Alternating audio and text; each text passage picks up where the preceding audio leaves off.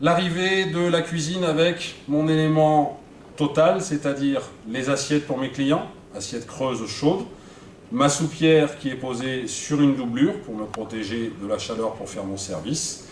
Tout était déjà en place. Dès que j'arrive, première chose, je fais glisser mon potage sur la plaque à accumulation et ne serait-ce que pendant un court laps de temps, mon dessous de plat vient toujours se loger en dessous de ma plaque à accumulation.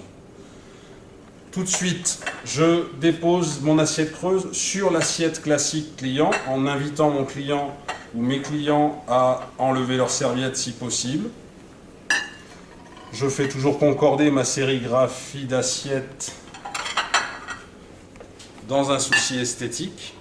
Je donne mon assiette de la main droite à droite et ma main gauche est toujours dans mon couloir, jamais à proximité de la tête de mes clients.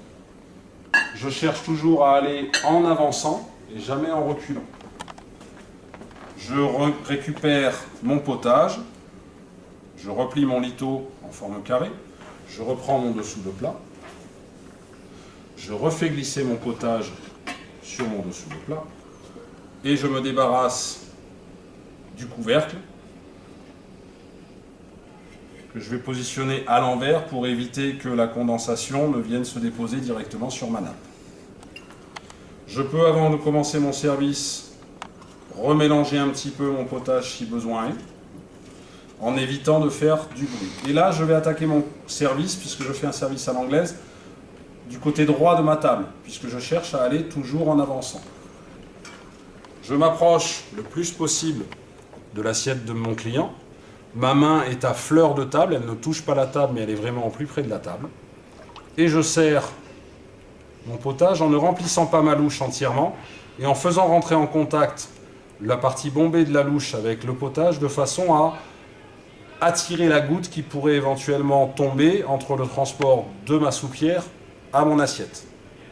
Et je verse délicatement 2 louches et demie, 3 louches, selon le désir du client.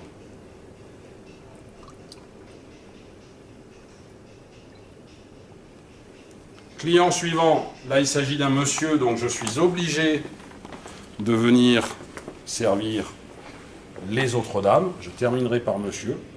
La technique est toujours la même, délicatement.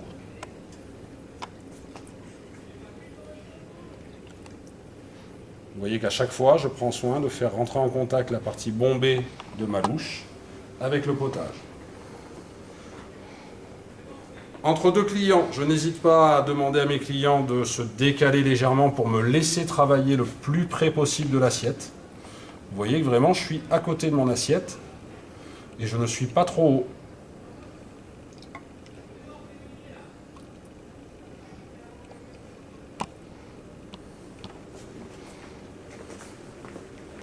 Et je termine par monsieur, ma préséance toujours, les dames d'abord, les messieurs toujours en dernier.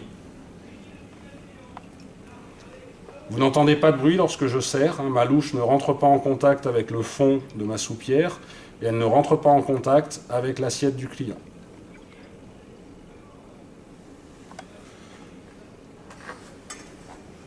Lorsque le service du potage est terminé, j'égoutte un petit peu ma louche pour la repositionner sur mon assiette à pain ici.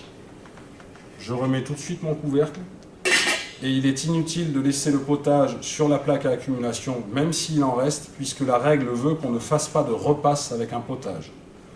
Maintenant, dans le cas d'un client qui souhaiterait qu'on lui repasse un petit peu de potage, j'irai redemander en cuisine du potage bien chaud. Ça permet d'éviter la formation d'une pellicule à la surface de certains potages, en particulier les crèmes et les veloutés, qui ont une texture très épaisse, dans lesquelles on rajoute de la crème, qui naturellement, lorsque ça va refroidir, va se créer cette couche, cette pellicule, qui ensuite, lorsque je vais vouloir servir, va m'empêcher de faire un beau service, et d'un point de vue esthétique et gustatif, c'est beaucoup moins intéressant.